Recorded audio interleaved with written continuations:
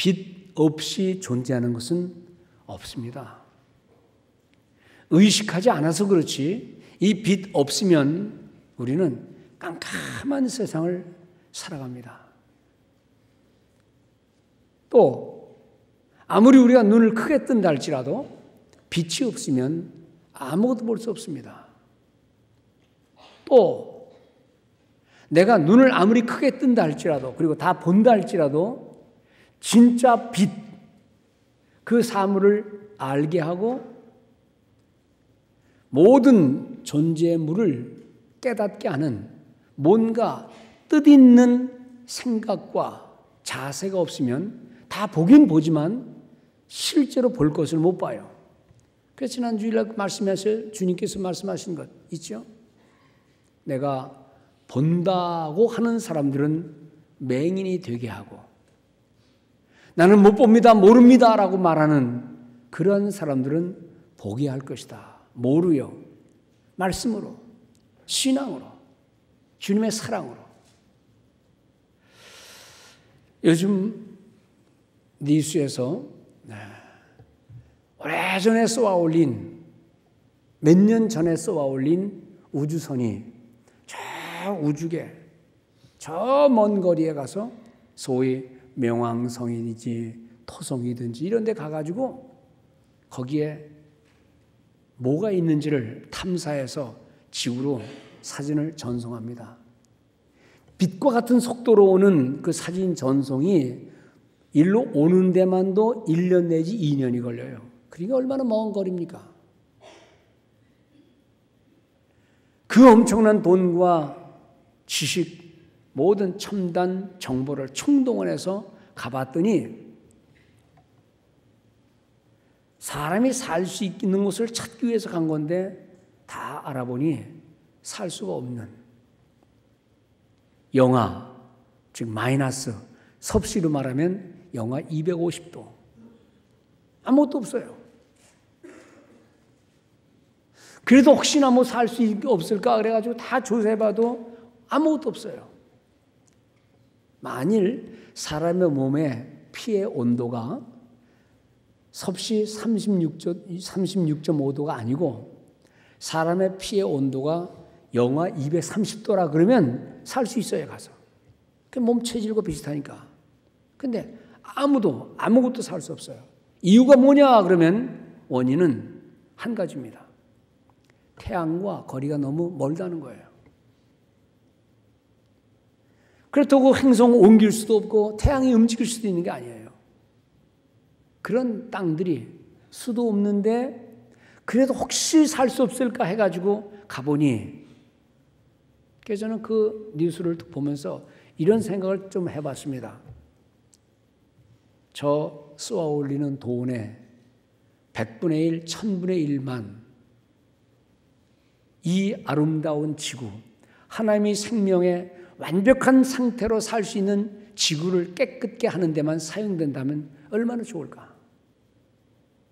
이 지구에 있는 온갖 더러운 쓰레기들과 있어서는 안 될 것들을 저 우주선에 쏘아 올려서 저 알 수 없는 곳에 그냥 떨어뜨려 놓으면 어떨까? 하나님께서 이놈들아, 니들이 만든 쓰레기를 왜 이 아름다운 자연에 갖다 놓으려고 그러느냐? 야단칠지는 모르지만 그런 생각이 들더라고요.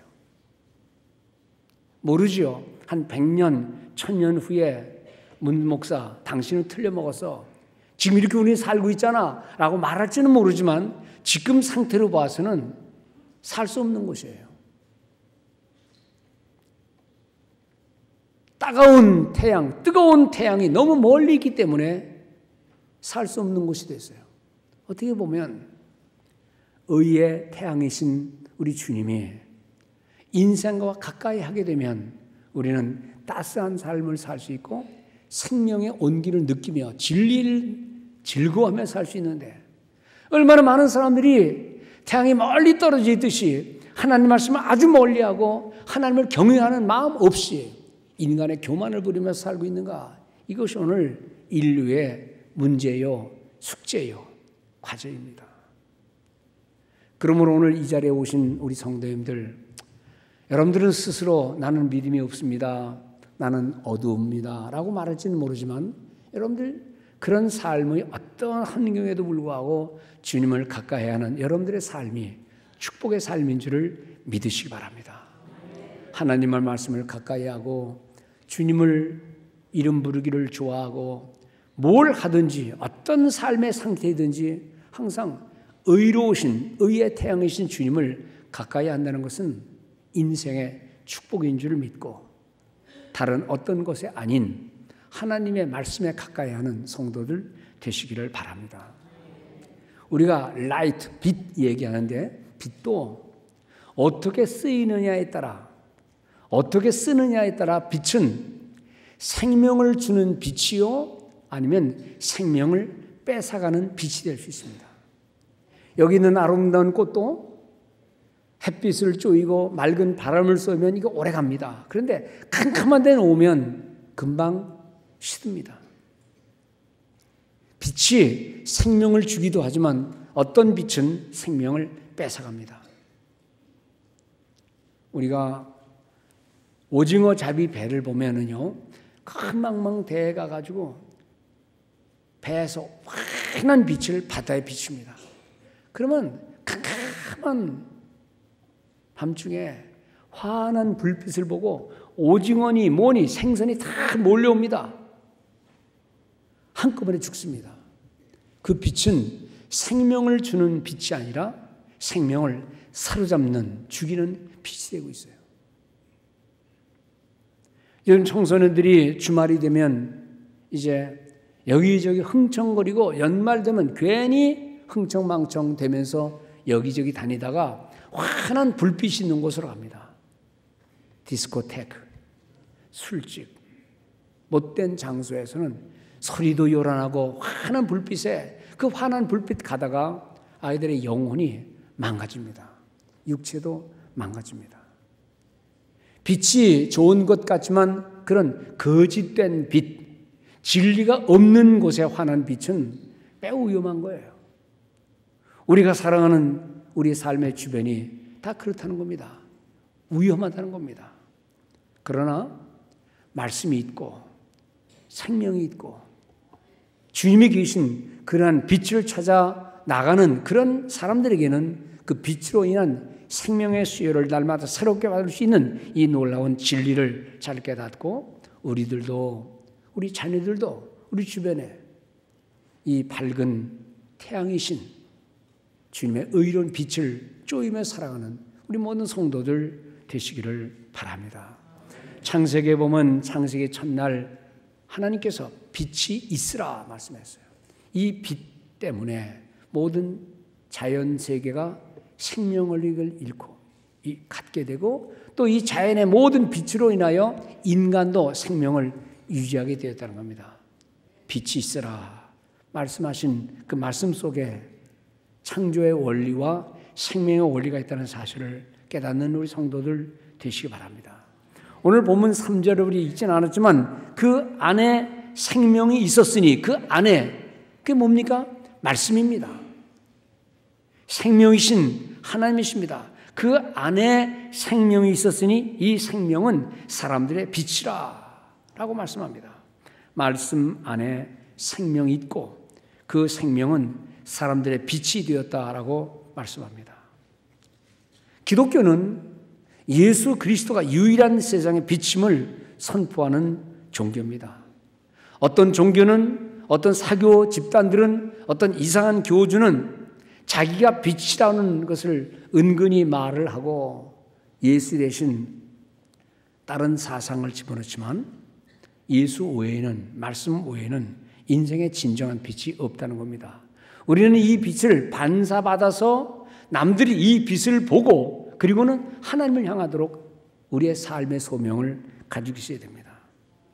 이 빛을 빙자해서 나타내는 사이비 종교나 빛난 가르침에 유인되어 살아서는 안 될 것이고 오직 예수가 오직 말씀이 생명 있는 빛임을 깨닫고 주님을 가까이 하는 우리 성도들 되시기 바랍니다. 이 빛은 그러면 무엇이며 이 빛의 기능은 무엇이냐? 이 생명의 기능은 무엇이냐? 빛의 가장 중요한 효능은, 이 빛은 생명을 일으켜 준다는 겁니다. 생명의 빛, 즉 생명 이꼬르 빛, 생명을 주는 빛, 생명이 되는 빛을 성경은 말씀하고 있습니다. 하나님의 사랑과 은총, 그 말씀으로 날마다 회복되어 되살아나는 인생의 모습들, 우리 주님이, 그 주님의 말씀이 영적인 생명체에 우리 삶의 활력을 불어 넣어준다는 겁니다. 영적으로 무지한 자들에게 예수님은 나에게 가까이 와라, 내가 세상의 빛이다 라고 말씀하십니다. 이 생명의 빛 예수 그리스도를 대신하는 건 없습니다. 물질도 아닙니다. 세상의 명예도 아닙니다. 이 세상의 권력도 아닙니다. 빛을 가까이 함으로 인해서 우리의 생명력을 힘있게 살아가는 우리 모든 성도들 되어야 될 줄로 믿습니다. 그가 이 세상에 오심으로 우리가 생명을 얻었고, 또 그분이, 생명이신 그분이 고난을 받음으로 우리가 나음을 입었고, 그분이 죽으심으로 우리가 생명을 얻었다는 이 놀라운 그리스도의 기독의 진리를 잊지 않는 성도들 되시기 바랍니다. 그런데 이 예수님 덕분에 빛을 받아서 생명을 살아가는 사람들에 대한 얘기가 성경에는 종종 나옵니다. 요한복음 4장에 보면 예수님께서 어떤 여자를 만납니다. 예수님께서 제자들과 함께 있다가 제자들이 배가 고픈 줄 아시고 나가서 먹을 걸 사오너라, 그렇게 하시고 주님은 뭔가를 향해 가시는데, 어디를 가시는 거 아니? 우물 있는 곳으로 가십니다. 대낮에 물길로 온 한 여인이 있었습니다. 신학자들은 대낮에 물길로 오는 그 여자는 무슨 사인이 있을 것이다 라고 생각을 많이 합니다. 주님께서 그 여자에 가까이 갔습니다. 그리고 말씀합니다. 나에게 네가 물을 줄 수 있느냐?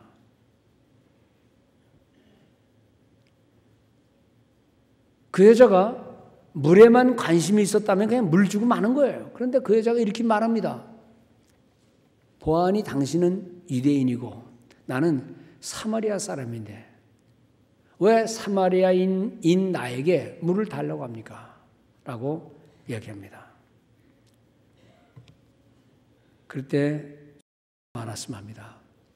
네가 만일 너에게 물을 달라고 하는 내가 누군지를 네가 알았더라면, 그러면 너는 생수를 얻을 수 있을 것이다. 매일매일 먹고 목마른, 그리고 물이 곧 떨어지는 그런 상황에서 우물도 귀하고 생수도 귀한데 그 생수를 준다 그러니 이 여자가 정신이 버떡 떴습니다. 그래요. 네가 만일 나에게 내가 누군지를 알고 물을 달라고 하는 내가 누군지를 알면 너는 나에게 생수를 얻을 수 있겠다.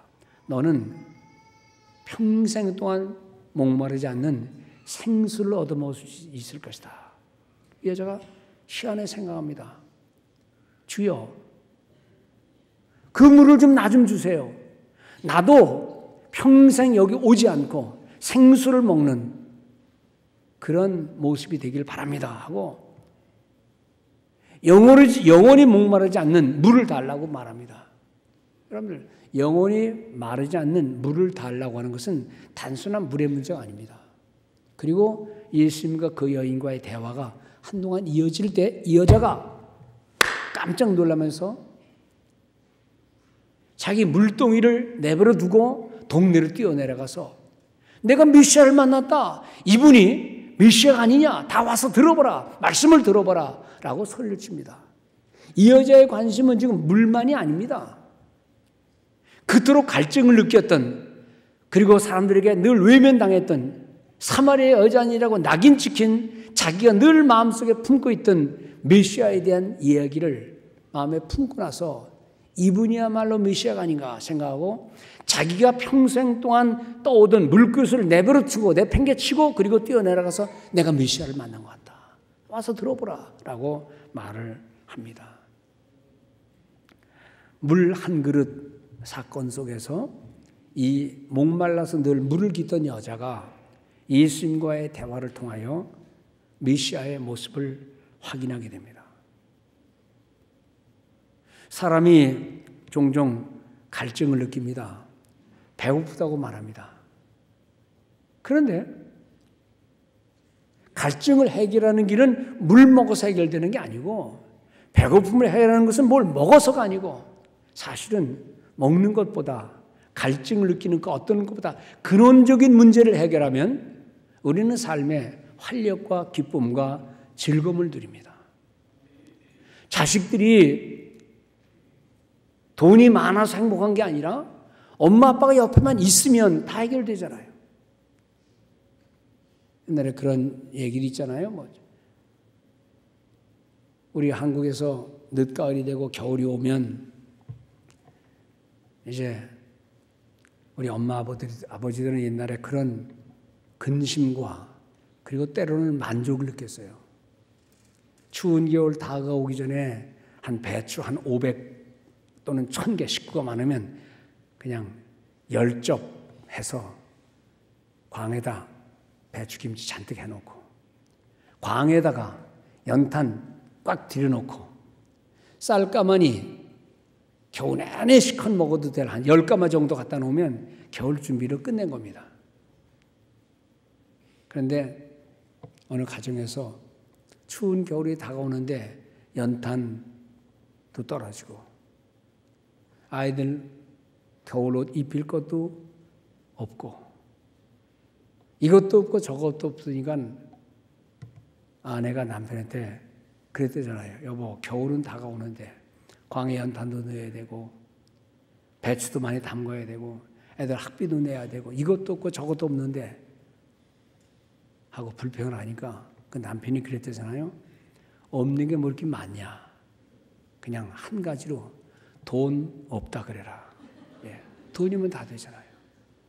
사실 예수 믿는 사람들 속에 이런 원망, 저런 불평, 이런 근심 많이 있을 수 있지만요, 사실 마음속에 그리스도의 은혜입니다, 하나님의 사랑입니다, 하나님이 함께 하십니다라는 이 믿음만 있으면 웬만한 갈증을 다 해결할 수 있을 줄로 믿습니다.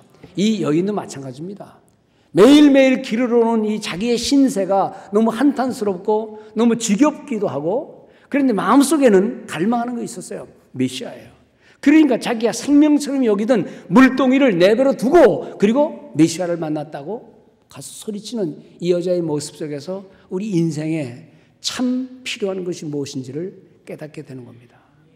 성탄의 계절에 우리가 모자라는 건 많고 연약한 건 많이 있다 할지라도 인간의 몸을 입고 오신 예수 그리스도의 은혜와 그 사랑이 뭔지를 깨닫기만 한다면 우리는 추운 계절, 삭막한 계절, 좀 외로운 계절, 또 어둡다고 하는 계절을 믿음으로 승리해 나가면서 살 줄로 믿습니다.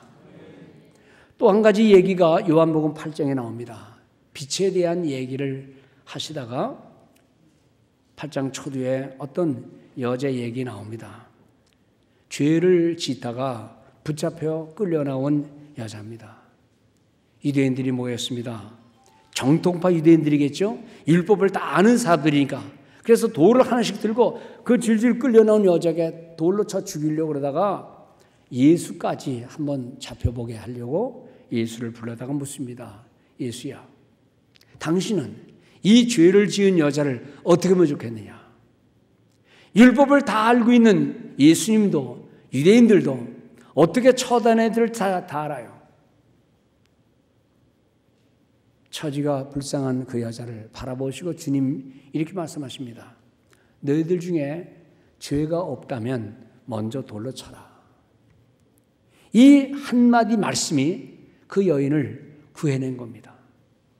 생명을 살리는 말씀, 예수님의 그 말씀 한마디로 인해서 분노에 차거나 아주 율법에 열심인 것 같은 유대인들의 그 모든 돌멩이가 다 땅에 떨어지고 그들은 뒤로 물러갔습니다. 말씀이 생명이라는 의미는 바로 그런 의미겠죠. 말씀이 생명을 살리고 말씀이 사람을 회복시키고 죄 때문에 두려워서 벌벌 떨고 죽음을 기다리는 그 여인에게 예수의 한마디 말씀이 그 여인을 살리게 된 것이죠. 이것이 말씀이 육신이 되어 우리 가운데 거하시며 우리 가운데에 텐트가 되셨다. 우리 가운데 함께 거하시는 하나님의 사랑인 줄 믿습니다. 크리스마스 때 우리가 이렇게 밝은 빛을 보지만 사실 이 밝은 빛은 이것을 보는 게 아니라 이걸 통해서 우리는 빛으로 오신 예수 그리스도를 늘 상상하면서 주님이 밝은 빛이십니다. 그런데 오늘날 안 믿는 사람들은 물론이거니와 심지어 그리스도인이랄지라도 이 성탄의 계절에 밝은 세상을 보는 것 같지만 그 속에서 예수를 바라보지 못한다는 것은 그것은 불경한 일이 되는 줄 압니다. 그러므로 우리는 세상이 어떻게 변하든지 사람들이 뭐라고 말하든지 크리스마스 캐롤이 뭐라고 말하든지 간에 우리는 항상 그 모든 즐거움 속에 빛으로 오신 주님, 우리를 새롭게 살게 하시는 주님의 임하심, 임마누엘, 주님을 향한 그 마음, 믿음, 사랑 잃지 않는 성도들 되시기 바랍니다. 그럼 빛의 두 번째 기능은 무엇이냐? 빛의 두 번째 기능은 어둠을 물리치는 겁니다. 캄캄한 곳에 불을 팍 켜면 환해지잖아요. 깊이 속에도 어둠이 있으면 플래시를 비치면 환해집니다. 빛의 기능은 세상을 밝히는 것입니다.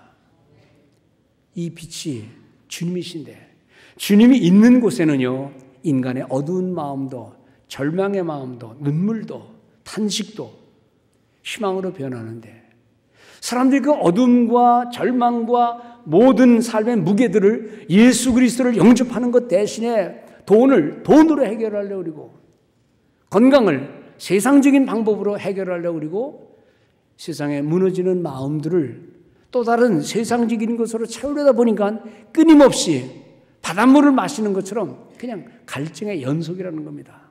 누가 이 문제를 해결할 수 있느냐? 예수 그리스도를 떠나서는 없다는 겁니다. 나를 떠나서는 너희가 아무것도 할 수 없다. 그러면 예수 떠나 사는 모든 일은 뭐냐? 그것이 그림자라는 거죠. 그게 헛된 거라는 거죠. 그러므로 우리의 삶 속에 예수 그리스도를 영접하고 그분으로 인하여 해결받는 우리 모든 성도들 되시기를 바랍니다. 세상이 어둡다고 말만 하지 말고 나는 외롭다고 말하지 말고 나는 죄 졌으니 나는 아무것도 할 수 없으니 라고 말하지 말고 인생은 다 똑같아요. 그러나 문제는 그런 삶의 조건 속에 그리스도를 진심으로 영접하는 복된 성도들 되시기 바랍니다. 우리나라는 섬나라는 아니지만은 섬이 굉장히 많아요. 한 3,800개 정도 된다 그러더라고요. 일본은 진짜 섬나라이기 때문에 한 6,800, 한 7,000개 정도의 섬이 있대요. 인도네시아 같은 것은 워낙 작은 섬들로 이루어진 나라이기 때문에 약 13,000개 정도의 섬이 있답니다. 근데 이 섬을 오가는 모든 배들이 낮에만 다니는 게 아니에요. 먼 길을 가다 보면 며칠 밤도 몇 달간도 가야 되기 때문에 필요한 것은 빛이에요. 그런데 태양이 늘 떠 있는 게 아니잖아요. 밝은 불빛이 늘 있는 거 아니잖아요. 얼마나 많은 폭우가 내리고 어둠이 많습니까? 그래서 모든 섬들은 나름대로의 등대를 가지고 있습니다. 전기가 거의 들어오지 않지만 자체적으로 빛을 만들어서 거기서 비추는 등대를 갖고 있는데 큰 섬이든 작은 섬이든 사람이 살고 있는 섬이든 살고 있지 않는 섬이든 어쨌든 그것을 통과하는 많은 배들에게 유익을 주기 위해서 빛을 비추는 등대가 있습니다. 지금은 세월이 좋아서 무슨 내비게이션이니 전자장비를 가지고 가지만 사실은 전자장비가 소용이 없는 곳들이 수도 없이 많습니다. 필요한 것은 뭐냐? 등대예요. 큰 섬에도 등대는 필요하고 작은 섬에도 필요하고 사람이 많이 사는 섬에도 필요하고 사람이 안 사는 섬에도 등대는 필요한 거예요. 왜요? 지나가는 사람들에게 뭔가를 비춰야 되니까요. 이 등대의 역할, 이 등대 없으면 다 가는 배들이 부서지게 되고 길을 잃게 되는데 이 등대가 얼마나 소중한지. 우리 예수 그리스도는 남들이 볼 때는 큰 섬처럼 전 우위한 사람이니까 등대가 필요 없겠지, 빛이 필요 없겠지. 아닙니다. 모든 인생은요, 다 필요해요. 성공한 사람은 나는 어떤 가이드도 필요 없다 생각하는 사람이 있습니까? 나는 부자니까 돈으로 모든 걸 다 해결할 수 있다, 그렇게 말할 수 있는 사람이 있습니까? 우리 모든 예수 그리스도를 빛으로 삼고 그분이 나의 삶에 오셔서 내 가는 모든 길을 비춰주시는 등대가 되시기를 바라는 그런 마음으로 예수 그리스도의 존재는 우리 모든 인생들에게 등대가 된다는 말씀입니다. 그분은 그래서 이 땅에 사시면서 말씀을 남기셨고 우리 하나님께서는 종들을 통하여 선자를 통하여 계속 말씀을 주셔서 오늘 신구약 성경은 그분이 우리 인생들의 마음을 비추는, 어두운 마음을 비추는, 따로 절망 속에 있는 우리의 마음을 비추는 등대인 줄 믿습니다. 여러분들도 다 그런 경험했겠지만 저도 개인적으로 우리 자녀들에게, 저 자신에게 오는 어두운 시대가 있었죠. 왜 없겠어요? 목사는 그냥 아무렇게나 되는 겁니까? 의지를 갖고 하다 보면 의지를 꺾이는 일들이 많죠. 한때는 모든 공부를 포기하라. 7, 8년 동안 당신은 책을 보면 안 된다. 그래서 잘 먹어라. 아주 폐병의 마지막까지 와가지고 이제는 모든 게 끝났다. 그때 느끼는 감정은 이겁니다. 하나님, 뭘 깨닫게 하려고 나에게 이런 걸 줍니까? 뭘 내가 깨달아야 합니까? 그리고 내 실존적으로 존재적으로 내가 뭔가를 깨달으니까요, 그냥 모든 게 다 끝나버렸어요. 제 딸도 마찬가지입니다. 의사는 쉽게 말합니다. 평생 약 먹으면 해결됩니다. 또 수술하면 다 끝납니다.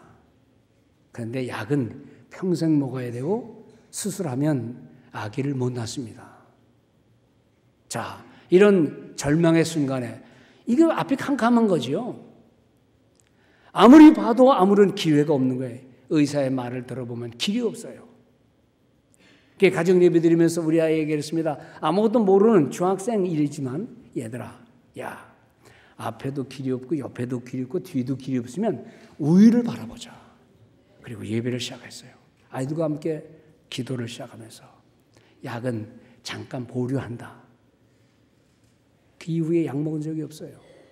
그리고는 지금 멀쩡히 살아서 아기 낳고 잘 살고 있습니다. 삶은 살다 보면은요, 누구도 예외 없이 삶의 어두운 순간이 밀려올 때가 있어요. 나는 왜 이런가라고 생각하지 마세요. 모든 인생이 다 그런 거니까요. 그러나 중요한 것은 빛 대신 주님을 마음속에 진심으로 믿고 의지하고 기도하고 그분과 함께 동행하는 삶인 줄 믿으시기를 바랍니다. 말씀에 의지하고 예배를 즐겁게 생각하고 하나님을 가까이 하는 삶을 살 때에 어두운 것 같지만 그 어두움이 변하여 광명으로 변하고 거기서 하나하나 인생에 참 행복이 무엇이고 진리는 무엇이고 문제가 있을 때에 해결하는 길은 무엇인가를 하나씩 터득하게 되는 삶의 연륜을 갖게 된다는 겁니다. 이건 누구도 마찬가지입니다. 여기 계신 우리 모든 성도님들, 여러분들이 예수를 얼마나 오랫동안 믿었든 또는 처음 교회 나왔던 관계없이 예수 그리스도는 모든 어둠을 헤쳐나가는 길이라는 사실을 잊지 말고 주님을 가까이 하는, 특별히 예수가 이 땅에 오셨다고는 이 성탄의 계절에 주님 중심의 생각과 삶을 살아가는 우리 성도들 되시기 바랍니다. 그러므로 시편 119편 105절에 시편의 기자는 말합니다. 주의 말씀은 내 발의 등이요 내 길의 빛이니이다. 또 시편 119편 92절에 말했어요. 주의 말씀, 주의 법이 나의 즐거움이 되지 않았더라면 내가 고난 중에 멸망하였으리이다. 이게 다 삶의 연륜 속에서 어떤 하나하나의 어둠을 벗겨나가면서 나오는 신앙의 고백인데, 우리 예수 믿는 시간들이 많으면 많을수록, 교회 다니는 횟수가 많으면 많을수록 이렇게 점점 더 깊어지는 신앙의 모습이 되기를 주의 이름으로 축복을 드립니다. 우리가 사는 세상이 참 밝은 것 같지만 어둡잖아요. 한 개인의 삶을 가만히 들여다보면 문제 없는 것 같은 인생은 없습니다. 없다면 그건 짐승일든지 아니면 천사든지. 또 없다 그럴지라도 우리가 눈을 열어서 저 해야 될 세계를 바라본다면 우리에게는 마음에 무거운 짐들이 있기 마련이에요. 하나님 말씀대로 살게 해주시고, 하나님 헌신함에 살게 해주시고, 그러다 보면 다 인생에 짐이 있는 것 같은데 그 모든 짐을 지시는 주님, 밝은 빛 가운데로 가는 우리 모든 성도들, 많은 사람들을 의의 길로 인도하는 그런 축복된 성도들의 삶이 여러분들의 남은 삶에 전개되기를 주의 이름으로 축원을 드립니다. 그래서 주님은 요한복음 8장 12절 말씀합니다. 예수께서 또 일러 가라사대 나는 세상의 빛이니 나를 따르는 자는 어둠에 다니지 아니하고 생명의 빛을 얻으리라. 생명을 주는 빛, 생명 곧 빛, 생명의 빛, 여러 가지로 해석할 수 있지만은 빛은 생명이요 생명은 빛입니다. 어떤 한 시대도 빛 없는 시대 없었지만은 우리는 지금은 환한 빛이 있는 시대입니다. 신약이 있고요, 구약이 있고요, 말씀이 선포되고요, 성령께서 역사하시는 그런 시대에서 살고 있는데 어두운 가운데 있지 말고 항상 성령을 의지해서 밝은 빛 가운데 살아가는 우리 모든 성도들 되시기를 바랍니다. 우리는 다 죄인이지만 예수 그리스도의 은혜, 그 말씀 안에서만 희망이 있다는 겁니다. 돈의 문제를 돈으로 해결할 수 없는 거예요. 건강의 문제를 약한 내가 해결할 수 있는 게 아니에요. 이 세상에는 무거운 모든 짐들을 누구도 해결할 수 없는 겁니다. 정치, 경제, 사회, 문화, 개인의 모든 삶 속에 있는 어두운 그늘이 점점 짙게 깔리는 세상이기 때문에 여기는 희망이 없다. 그래서 다른 곳을 향해서 수년 걸려서 가는 거기다가 무슨 챌린저를 쌓아대고 오주선을 쌓아댄들 정말 거기에 희망이 있는 것일까? 어두운 여기에 빛으로 오신 주님을 받으면 되는데 제가 그런 말 가끔 합니다. 공부하다가 F 맞은 애들이 학교를 다른 데 옮긴다고 공부를 잘하느냐? 아니다. 네가 변해야 된다. 네 인생을 바뀌어야 된다. 쉽게 생각하지 말고 지금 있는 이 자리에서 너의 삶의 변화를 받아봐라. 인생의 목표를 가져라. 삶의 희망을 가져라. 이사 간다고 해결되는 것 아니고 돈이 더 생긴다고 되는 것 아니고 여러분들 삶의 모든 문제는 내가 변화해야 되는 건데 내가 변하는 게 가능합니까? 나는 난데 어떻게 나를 변화시킵니까? 누군가가 나를 떠밀을 때 내가 움직이는 것이고 누가 내 생각을 바꿀 때에 내 삶이 바뀌는 것인데 누가 나를 떠밀 것이냐? 누가 나를 바꾸게 할 것이냐? 인생의 주인이신 예수 그리스도, 그분이 우리를 떠밀을 때 밝은 길을 향해 나가는 것이고 그분이 내 생각을 바꿀 때에 우리의 삶의 변화를 줄 수가 있다는 것입니다. 예수께서 이 땅에 오신 나를 기념하는 성탄의 절기. 얼마나 많은 사람들이 성탄을 얘기하면서 예수 빼놓는 성탄을 말하고 있습니까? 말씀 없는 성탄을 말하고 있습니까? 그분이 이 땅에 오셔서 육신을 입고 오셔서 육신 가운데 우리와 함께 계셨고 말씀을 남기셨고 죽음의 처지에 있는 그 여인들을 구해주신 그 주님의 말씀, 그 말씀은 여전히 지금도 우리를 살리는 말씀이요 그 말씀에 부복하게 한다면 우리의 삶을 풍성케 만드실 말씀의 생명이 되는 줄로 믿습니다. 아름다운 성탄의 계절에 주님의 은혜가 말씀으로 은혜로 오늘 우리 성가대원들이 부른 찬송대로 사랑으로 오신 주의 사랑의 풍성한 힘을 입고서 스럽게 힘 있게 살아가는 복된 성도 되시기를 주 예수 그리스도의 이름으로 축원드립니다.